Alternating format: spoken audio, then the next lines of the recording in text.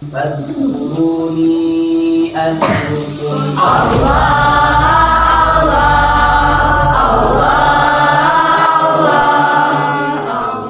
Bismillahirrahmanirrahim. Alhamdulillah wassalatu wassalamu ala Rasulillah sallallahu alaihi wasahbihi wasallama wa man walahu wa ba'd.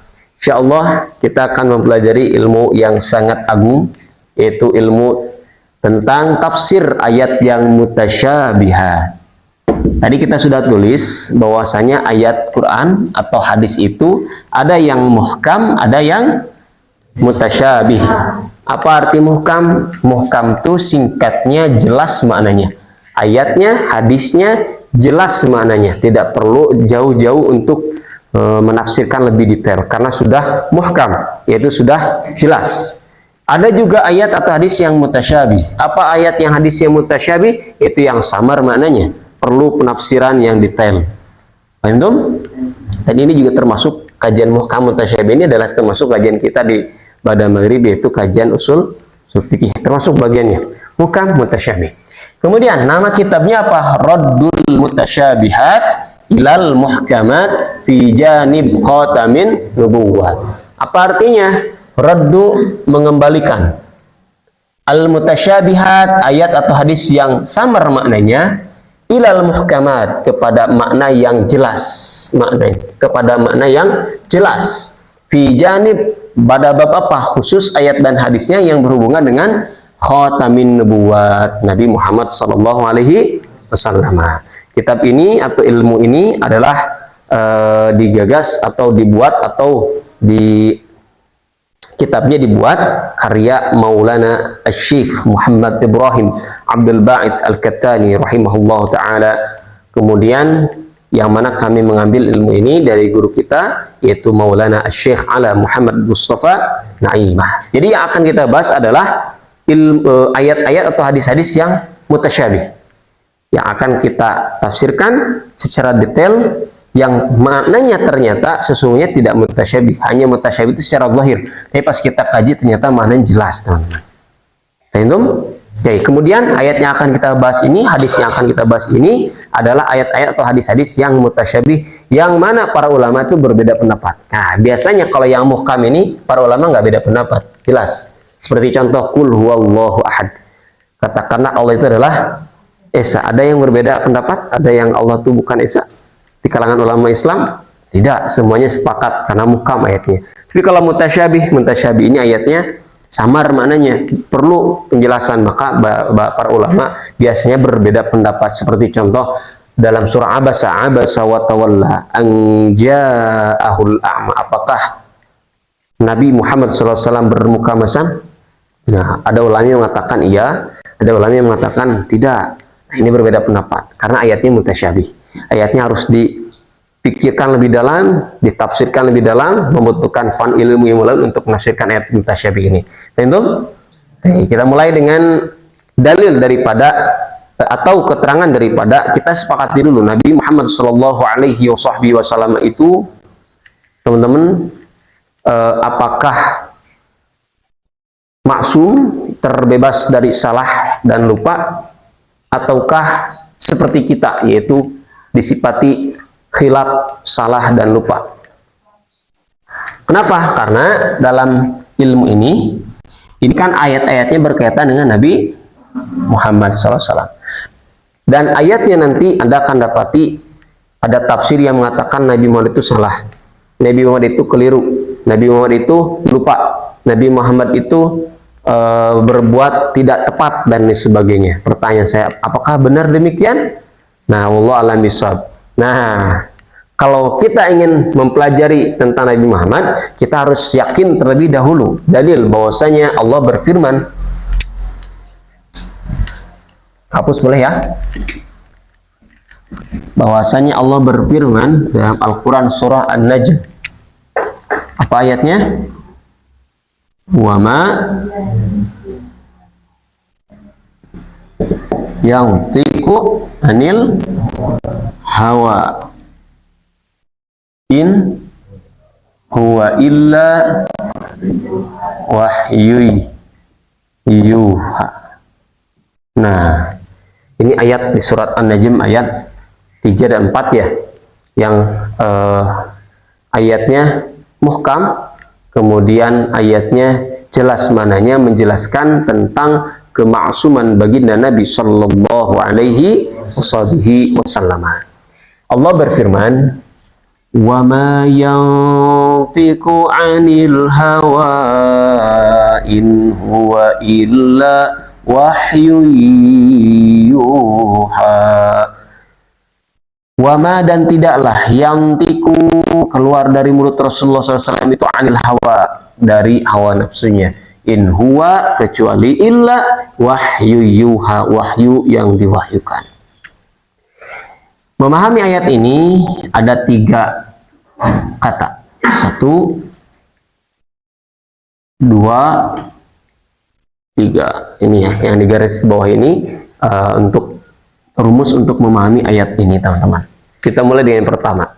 Yantiku. Wa ma yantiku anil hawa.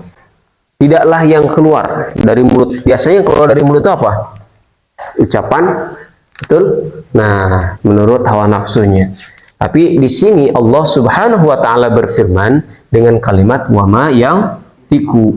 Dan biasanya yang keluar dari mulut itu apa? Kalam. Apa, teman-teman? Kalam. Mengapa Allah tidak berfirman dengan wa ma yatakallamu?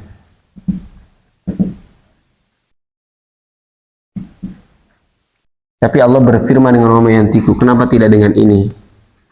Jawabannya adalah Al-Quran berbahasa Arab. Dan bahasa Arab adalah bahasa ilmu. Dalam penulisan pun atau dalam penetapan kata pun luar biasa, ada sir di situ, ada rahasia di situ, teman-teman. Coba kita lihat, jika saja firman Allah itu wa ma yatakallamu, maka wajib yang keluar dari mulut Rasulullah SAW itu hanya kalam saja. Artinya apa? Dan kita tahu mana al-kalam, al-lafdu, al-lafzu, al-murakkabu, al-mufidu bil.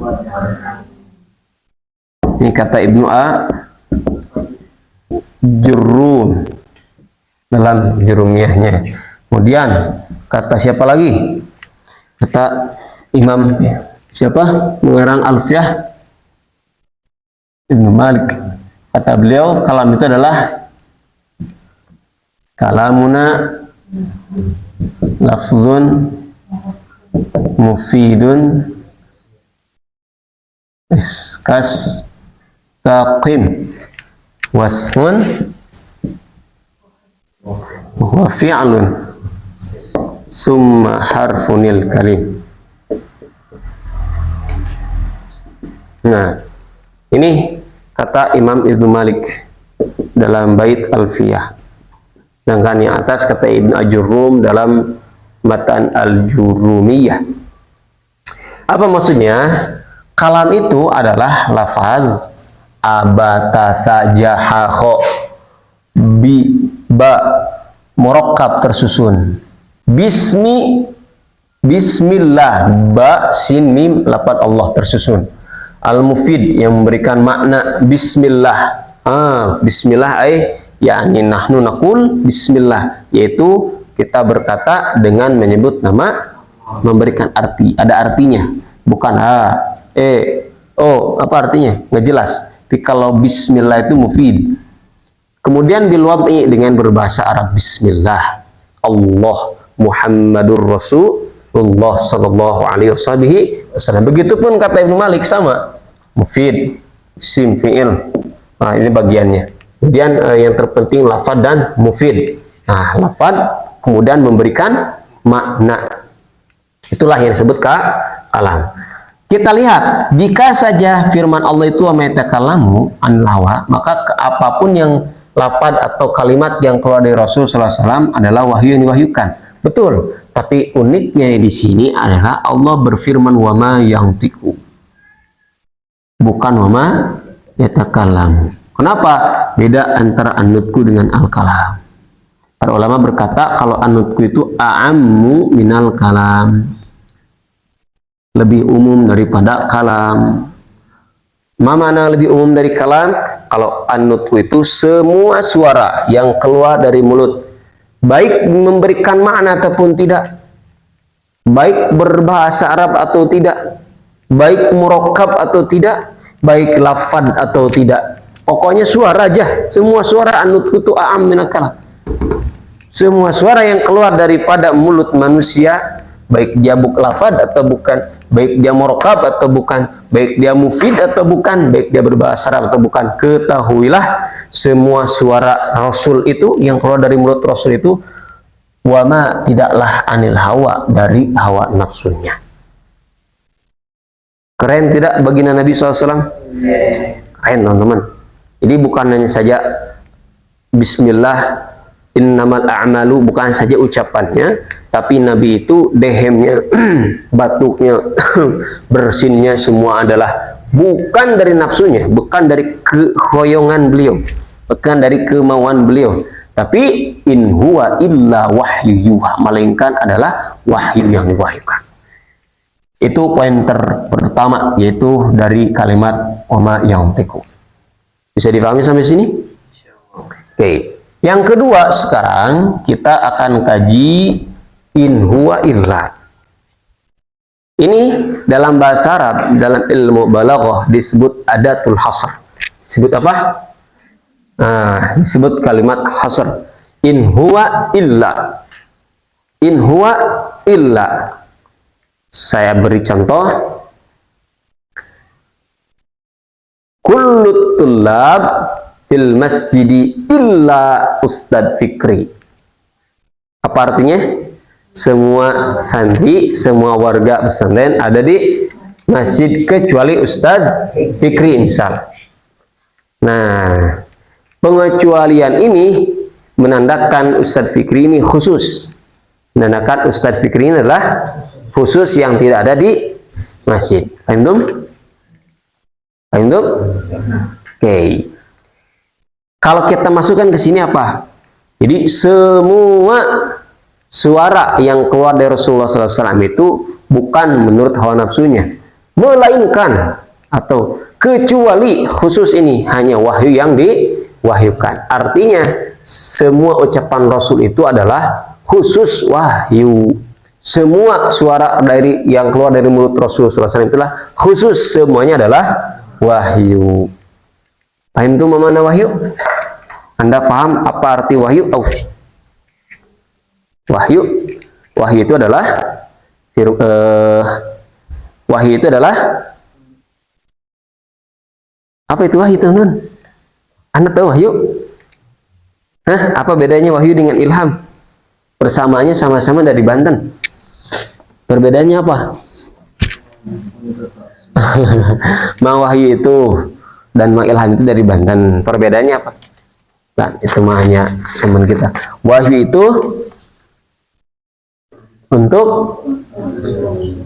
wahyu itu adalah perintah Allah yang datang kepada Rasulullah Shallallahu Alaihi Wasallam. Sedangkan ilham itu adalah isyarat perintah atau yang datang kepada para wali. Gitu ya bedanya.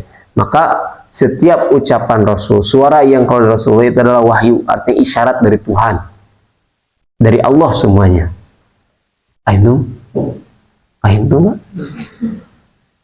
In huwa illa. Nah, pakai adat asr. In huwa illa. Hasr la yatakallamu illa biwahyin. Nah, artinya tidak berkata Nabi Muhammad kecuali dengan wahyu. Tidak keluar suara dari mulut Nabi Muhammad kecuali semuanya adalah wahyu. Itu hasr di situ. Ada pengkhususan maksud hasr itu. Itu. Sekarang sudah dikhususkan, tidak ada keluar yang dari mulut Rasul kecuali wahyu. Ditakkid lagi, artinya dikuatkan lagi. In huwa illa wahyun. Banyak sebetulnya kalau in huwa illa wahyun saja sudah cukup. Seperti kemarin laisa kamitslihi syai, itu majaz bi apa? Ngapalkeun ini. Kemarin contoh laisa kamitslihi syai itu majaz bi apa? Bi ziyadah. Tanpa ada kaf saja laisa mitslihi syai sudah jelas mananya. tidak ada yang serupa dengannya Allah. Tapi dikasih majaz biziyadah dengan huruf kaf, itu takkid teman-teman. Itu sebagai penguat bahwasanya benar-benar tidak ada sama sekali, kayak gitu. Di sini pun sama, ini ada majaz biziyadah. In huwa illa wahyun. Sampai situ sebetulnya sudah cukup mananya. Tidak keluar suara dari mulut Rasulullah SAW menurut hawa nafsunya, kecuali melainkan hanyalah wahyu. Cukup kan? Tapi ada majaz di situ, ada majaz biziyadah. In huwa illa wahyu yuha.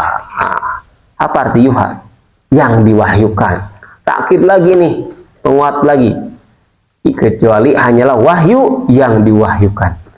Penguat majaz biziyadah sebagai tanda benar-benar yang keluar dari mulut Rasul SAW dari ucapan dan dari suara tersebut bukan dari pribadinya Rasul, melainkan wahyu yang diwahyukan.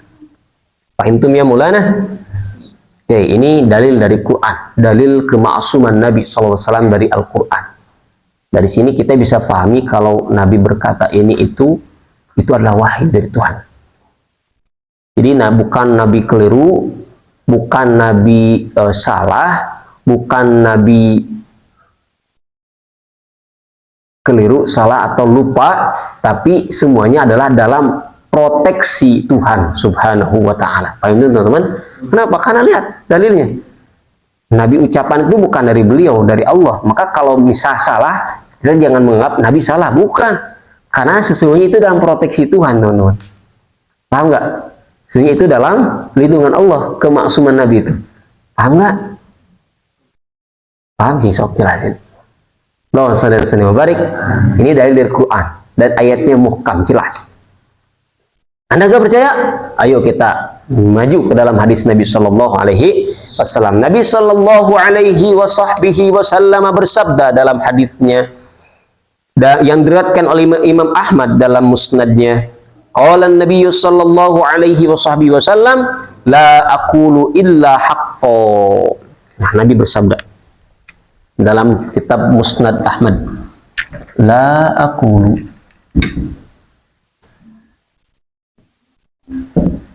illa haqqo.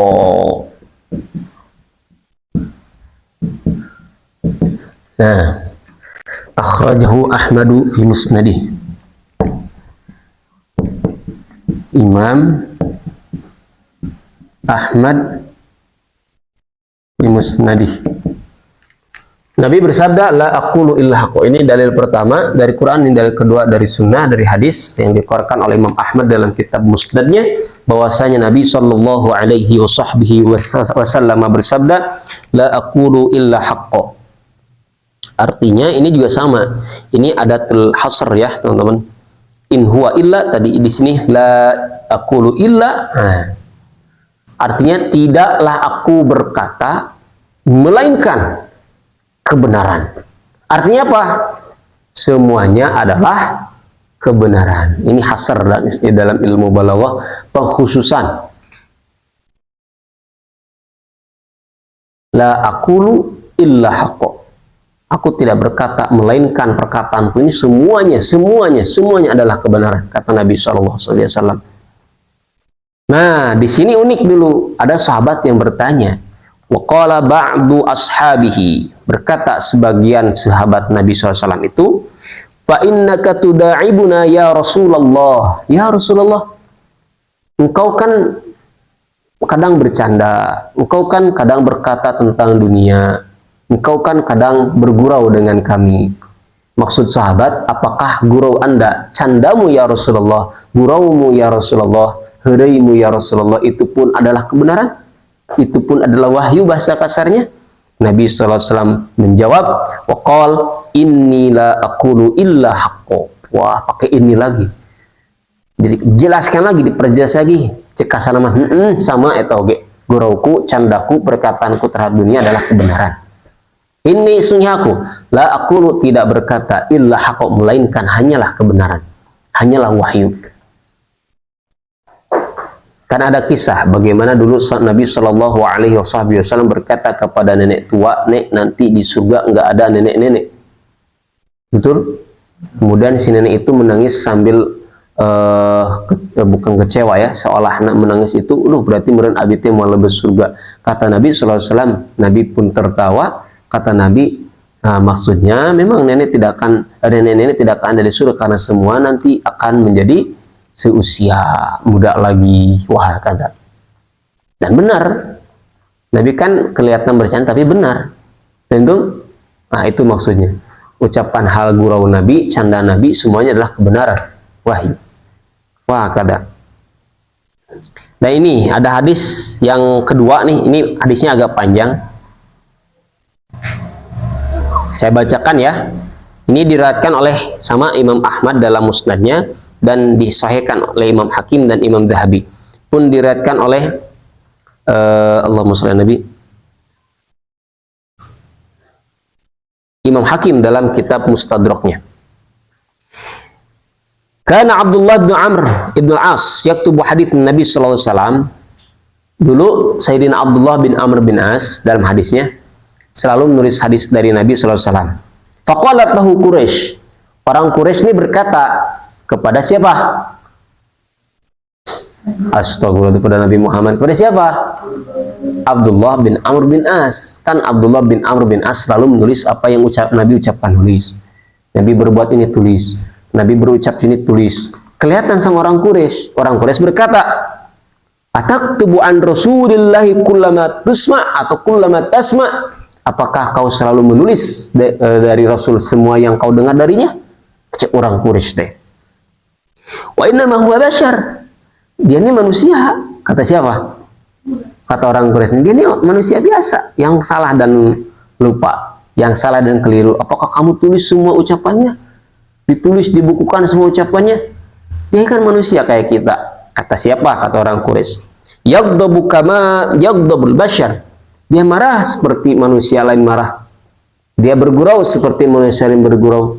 Dia bercanda seperti manusia lain bercanda. Dilanjutkan, fadzakara dzalika lin Nabi, maka kabar ini sampai kepada Nabi SAW. Itu kabar apa? Orang Quraisy nanya atau seolah ingkar kepada perbuatan Abdullah bin Amr bin As yang selalu menulis dari Rasul apa yang diucapkan atau apa yang didengarnya dari baginda sallallahu alaihi wasallam. Faqala lahu sallallahu alaihi wa sahbihi wasallam yushiru ila syafataihi asy-syarifain. Nabi pun berkata kepada Abdullah bin Amr bin As dan menunjukkan kepada dua bibirnya. Uktub Abdullah, uktub, fa walladzi nafsi biyadi ma yakhruju mimma bainahuma illa haq, kata Rasul. Abdullah, tulis, jangan dengar ucapan mereka, karena sesungguhnya demi Allah tidaklah keluar dari kedua mulutku ini kecuali kebenaran, kecuali wahyu. Kata siapa? Nabi SAW. Hadisnya jelas dalam kitab Musnad Ahmad dan dalam kitab Mustadraknya Imam Hakim. Jelas teman-teman, dan disahihkan oleh Imam Hakim dan Imam Dhahabi. Hadisnya sahih. Uktub Abdullah, tulis, dong didengar mereka, karena sungguhnya yang keluar dari kedua mulut ini hanyalah kebenaran. Ini bukti teman-teman, ini dalil bahwasanya Rasul itu maksum. Rasul itu apa? Rasul itu maksum, tidak salah, tidak lupa, tidak keliru. Pun kalau salah lupa keliru kelihatannya secara zahir, tapi kita ketahui ini masih dalam koridor proteksi Tuhan, dalam koridor penjagaan Tuhan. Maksum itu terjaga, mahfuz, bisa dipahami. Maksudnya terjaga apa? Terjaga dari salah dan lupa. Karena beliau ini spesial, maksum dari Allah Subhanahu wa taala, dijaga dari salah dan lupa oleh Allah Subhanahu wa taala. Itu hadis yang kedua, atau dalil yang ketiga. Dalil yang terakhir adalah dalil daripada ijma' para ulama dan umat Islam semuanya bahwasanya Nabi sallallahu alaihi wasallam adalah maksum. Mana natijahnya? Natijah itu ada ijma, itu adalah konsensus para ulama, sepakat para ulama, tidak ada satu ulama yang berkata Nabi itu tidak maksum. Semuanya sepakat. Hanya saja makna maksum yang berbeda pendapat. Cuman mayoritas berkata maksum itu Nabi terjaga dari salah dan lupa. Gitu ya. Jadi ucapan beliau itu tidak salah, Nabi itu tidak lupa, perbuatan Nabi itu tidak salah, perbuatan Nabi itu tidak lupa, tidak keliru, semuanya adalah dari Allah Subhanahu wa taala. Nah, kalau dari sini saja Anda bisa pahami ketika nanti mendengar ayat abasa wa tawalla an ja'ahul a'ma. Katanya Nabi bermuka masam. Langsung. Langsung apa? Langsung kita paham, mungkin. Paham nggak? Paham nggak maksud saya? Ketika kita dengar ya ada orang atau ada asatid yang ada menjelaskan berceramah tentang Nabi itu katanya lupa, Nabi itu pernah ditegur ini, Nabi itu dan sebagainya, langsung kita udah paham, tidak mungkin. Sebab apa? Sebab itu cara Allah dengan menjaga Nabi SAW. Tentu Nabi terjaga, teman-teman. Beda dengan kita yang kulir, beda dengan kita yang Nabi mah terjaga, teman-teman. Bahkan tidur matanya tapi tidak tidur hatinya. Nabi SAW terjaga terus, terjaga, pikir terus, aktif terus begitu. Nggak kayak kita, mata bolotot, hati tidur. Tentu, nah kaza. Itu diantaranya tentang dalil ismahnya Nabi, maksumnya Nabi SAW. Terakhir ada kalimat unik dari Sidna Ahmad Dardir dalam bait Khoridah Bahiyahnya. Beliau berkata, wasib jami ar-rusli bil amanah wasidki wat tablighi wal fatanah.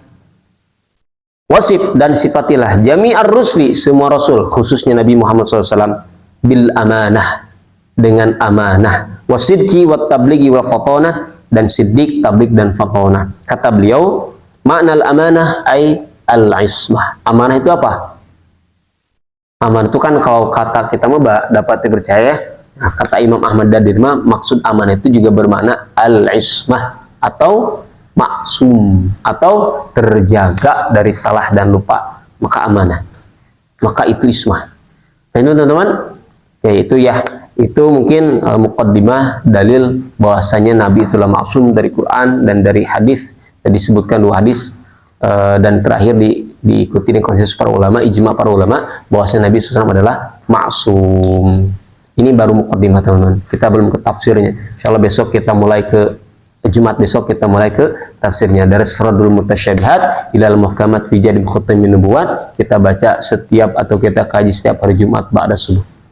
Ini kita bacakan Al-Fatihah pada guru kita, pengasas kitab ini atau pengasas ilmu ini, Maulana Almarhum Syekh Muhammad Ibrahim Abdul Ba'ith Al-Kattani rahimahullah ta'ala.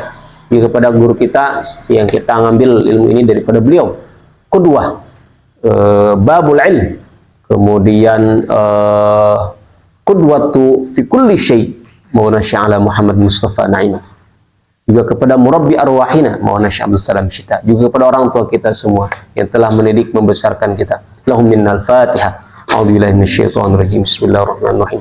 Alhamdulillahirabbil alamin arrahmanir rahim maliki yaumiddin. Iyyaka na'budu wa iyyaka nasta'in ihdinas siratal mustaqim siratal ladzina an'amta 'alaihim ghairil maghdubi 'alaihim waladdallin. Amin. Ada pertanyaan? Ada pertanyaan? Ada pertanyaan atau tidak? Ada pertanyaan atau tidak? Ada pertanyaan atau tidak? Terakhir ini saya hanya ingin menguatkan ada hadis mauquf dari Sayyidina Ali. Ya, ada hadis mauquf dari Sayyidina Ali. Dalam ilmu hadis mauquf itu berarti yang berkatanya siapa? Sahabat. Kalau marfu siapa yang berkatanya? Nabi. Kalau maqtu' siapa yang berkatanya? Tabi'in. Kalau mauquf berarti sahabat. Itu Sayyidina Ali berkata, "Idza huddithtum an Rasulillah sallallahu alaihi wasallam fala tadunnu bi Rasulillah illa ma huwa ahla wa atqa wa asma wa a'la." Maaf, illa ma huwa ahda wa atqa wa asma wa a'la, kata Sayyidina Ali. Idza huddithtum, apabila diberitakan, dikabarkan kepadamu tentang Nabi SAW, fala tadunnu, maka janganlah kamu berpikir di Rasulullah tentang Rasul itu illa, kecuali hanyalah beliau itu ahda, yang paling banyak hidayahnya, wa atqa, dan yang paling bertakwa, wa asma, dan yang paling tinggi derajat, wa a'la, dan yang paling tinggi makom juga kedudukannya. Nah, itu artinya ketika dikatakan Rasul, jangan berpendapat Rasul itu gini, enggak. Beliau itu udah kata Sayyidina Ali. Hadisnya mauquf. Kemudian dalam Sulhul Hudaybiyah, nanti dalam surah ada perjanjian Hudaybiyah. Nah, di sini Nabi SAW bersabda, unik teman-teman, ana Abdullah Rasuluh lan ukhalifa amrah wa lan yudayyi'ani. Ana, kata Rasul dalam Sulhul Hudaybiyah, Abdullah wa Rasul lan ukhalifa amrah wa lan yudayyi'ani. Aku adalah hamba Allah dan Rasulnya. Aku tidak akan pernah amil nawasib lan, apa artinya? Tidak akan pernah ukhalifa amrah, menyalahi aturannya, menyalahi perintahnya. Tidak akan pernah. Itu Nabi berkata, teman-teman. Ayo, artinya semua ucapannya adalah benar. Jadi kalau kita mendengar ada sebagian asatid berkata, oh Nabi begini, Nabi begitu. Nah nanti ada teman-teman, ada ayatnya. Memang ada ayatnya. Dalam kitab ini ayat-ayatnya mutasyabih semua. Ayat-ayatnya yang kalau secara zahir itu Nabi itu salah, Nabi itu lupa. Nabi itu ada, nanti ada ayat yang berkata begini. Afallahu anka lima adinta lahum. Afallahu anka, Allah memaafkanmu. Lima adinta lahum. Kenapa kau izinkan mereka? Ada ayat begitu. Jadi seolah kalau terdengarnya Nabi itu ditegur gitu, boleh dimaafkan. Apakah benar demikian ayatnya? Nah, nanti kita bahas.